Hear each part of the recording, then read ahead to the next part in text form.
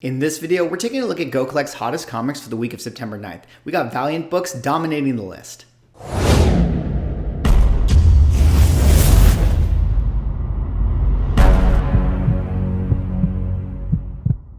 Ladies and gentlemen, welcome back to another video with Swaggle Haas. And in this video, we're taking a look at Go Collect's hottest comics for the week of September 9th. Now, for those who don't know, Go Collect puts out a weekly article that analyzes the hottest selling comic books based on movement and eBay sales data. So like I like to do on Mondays, even if I'm on the road, let's take a look at the list and see what's trending in the market.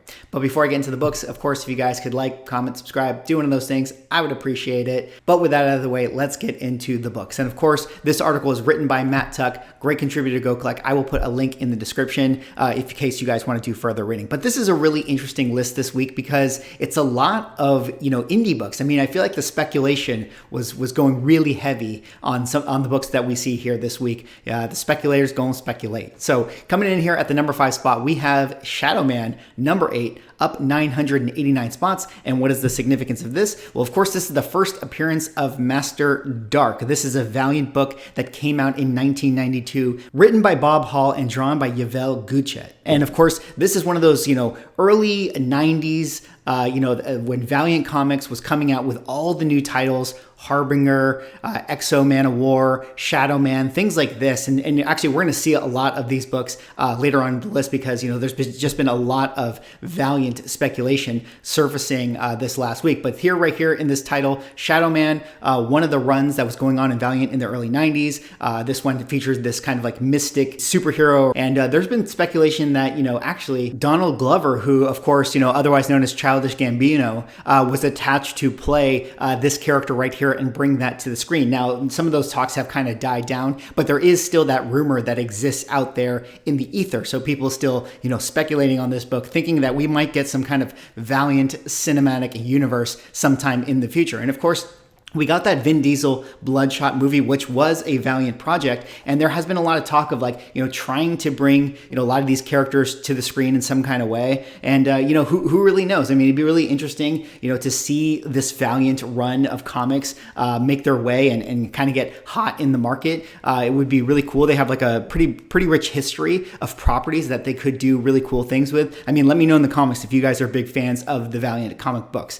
But this one right here, of course, Shadow Man number 8, first appearance of Master Duque, and this is the 5th hottest comic of the week. And as we dig into the numbers here, we'll see there are 9.8 selling around the $95 or $100 range. You can see here sales in September of 21. You can see also at the 9.4 September 21. So people grabbing these things at the high grade. And then of course here at the bottom, it's 1992 book. You're not going to see it slabbed too often. So generally speaking, when I go into eBay, I'm now seeing this thing around the $15 or $20 range or so.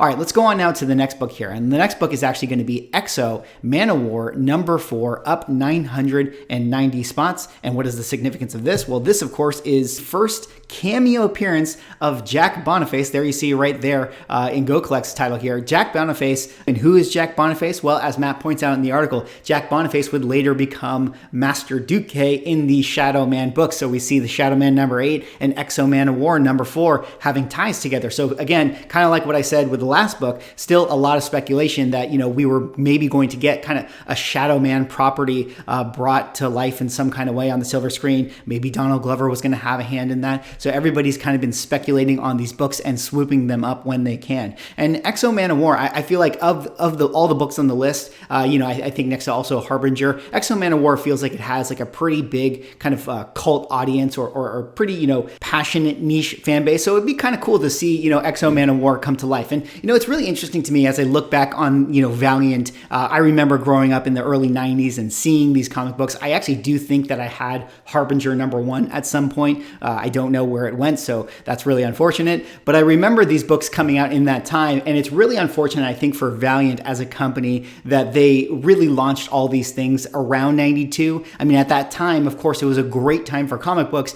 but it would only be like a year or two later that the whole market would come crashing down. So it kind of feels like these properties, aren't as celebrated within the comic book space as they should be, because, it was just coming out at a time when effectively the market would soon crash. But as we dig into the numbers here, we'll see that there are 9.8 selling at the $130 range. Of course, you can see last sale here in the month of September. And then down here at the bottom, of course, again, a 92 book. You're not going to see it slab, but when I go into eBay, I can find this thing around the $20, $25 range or so. All right, let's go on now to the next book here. And the next book is actually going to be Wolverine #2 limited series, up 992 spots. And what is the significance of this? Well, as you can see right there, this is the first full appearance of the character known as Yukio. But more importantly, this is that Wolverine limited series from 1982, written by Chris Claremont and drawn by Frank Miller. Now, of course, that #1 issue is the first time Wolverine got his own kind of solo series, although it was a limited series. First time you saw Wolverine in the title right there. This is that classic, sort of run, classic cover, at least in the #1 issue, drawn by Frank Miller. And this one right here, I kind of feel like it's one of those trap books. You know what I mean? Like, I feel like the limited series, kind of like, Hulk 180, 181, and 182, or like Silver Surfer, Fantastic Four 48, 49, and 50, a la the Silver Surfer's first appearance. There's some books, there's some, keys that, when you collect a certain one, you kind of feel like you got to get all of the rest of them. And I feel like Wolverine, the limited series, is that one. It's the trap book. I mean, I feel like everybody wants that Wolverine #1. And once you get that #1, you're like, well, I might as well get #2 and 3 and 4. And so you end up buying all those books. And that's kind of my speculation as to why these books, the Wolverine ones, always end up popping up on this list, is that everybody's got to complete their collection. Now, of course, Wolverine has been a super hot character. Every Wolverine book, every Wolverine key there is exploding in price, going up in price. Everybody anticipating that we're going to get Wolverine in the MCU at some point in the future. And, I think for that reason, this limited series Wolverine books, I think, are still some of the more affordable keys that relate to the Wolverine character. I mean, Wolverine #1, his ongoing series, is quickly, becoming out of reach, surprisingly. Of course, Hulk 180 and 181 are, really, really hard to get. And then some of the other Wolverine keys, in the X-Men runs are also extremely expensive. So this one right here, the limited series, I think is like a good bet for people who want to get their hands on a Wolverine key book. Additionally, we also got that reveal for the video game that is going to be called Wolverine that came out just the other week. So that could have had a hand in in sort of spiking some of these sales for the Wolverine comic books. But, when we get Wolverine in the MCU, everything Wolverine is going to get even more expensive than it already is. And as we dig into the numbers for this book here, we'll see that there are fair market value, 9.8 selling around the $325 range. And then down here at the bottom, of course, you're not going to see it slab because it is a 1982 book. But generally speaking, when I go into eBay, I can find this thing around the $40, $50, $60 range or so. All right, let's go on now to the second hottest comic of the week. And the second hottest comic of the week is actually going to be Star Slayer #2, up 992 spots. And what is the significance of this? Well, this is the second appearance of Star Slayer.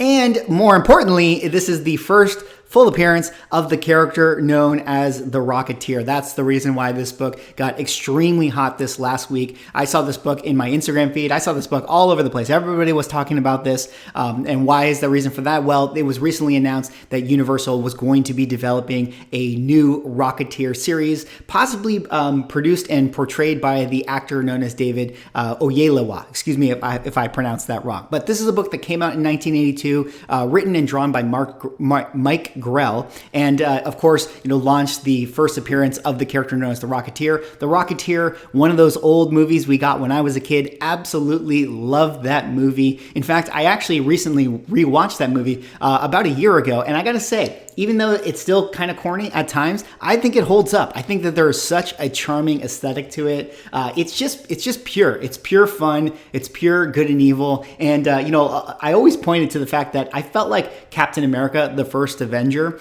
I felt like they were kind of referencing the Rocketeer. In fact, I actually do believe that they had the same director for those movies. They felt similar in that sense. And the Rocketeer, the theme for the Rocketeer, one of the great themes that I feel like still holds up to this day. It would be like the theme theme that you would hear walking around Disneyland, or the theme you would hear, maybe at like an Oscars award show. They'd be playing it as like, people were taking their seats. Okay, Swaggle House, you've gone on enough of a tangent here. Let's get back to the numbers. So anyways, first appearance of Rocketeer, a lot of speculation that now we're going to get a new Rocketeer movie property, and this is the reason why this book got so hot. And as we dig into the numbers here, we'll see that there are 9.8 selling around the $200 range. Of course, you can see last sale back in August. You can see here people hunting those 9.6s at the $100 range here in September. And then down here at the bottom, you're not going to see this one slapped. Again, a 1982 book, but when I go into eBay, I can find this thing right now around the $40, $50 range or so. All right, and let's go now to the hottest comic of the week. And the hottest comic of the week is Harbinger, #1,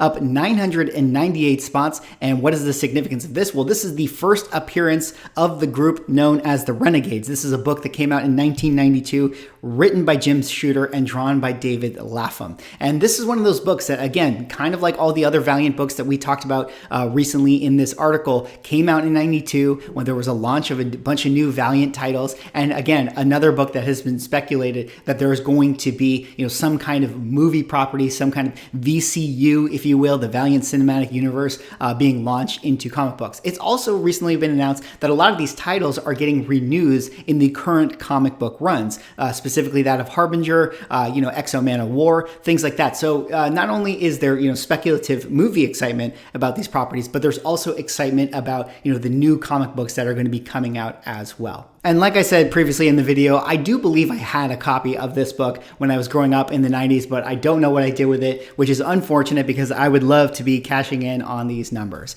And as we look at these numbers, we'll see that there are 9.8s selling around the $850 range, fair market value, of course, last sale in September of 2021. And then here, the 9.6 quickly drops off to the $220 range. And then down here at the bottom, again, another modern book, so you're not going to see it slab. But typically speaking, when I go into eBay, you can find copies of this thing around the $65, $70, $75 range or so. Well, that is all I have for this video. Those are the hottest comics for the week of September 9th. Definitely a really interesting list this week. A lot of random books, a lot of interesting spec books, indie titles, other things getting hot. It's always kind of fun to see new books pop up into the market, the hot list, what's moving in the market, what people are buying or selling, or whatever kind of volume there is. Let me know what you guys think. Are you guys Valiant fans? Have you guys been reading some of these titles? Let me know what you guys think about The Rocketeer. Are you fans of The Rocketeer? Definitely one of my personal favorite childhood movies. I have a fondness for that thing. I love Timothy Dalton's, villainous portrayal that he did in that film. Anyways, let me know what you guys think. Drop me a like, comment, subscribe if you're enjoying the content, and I will see you in the next video.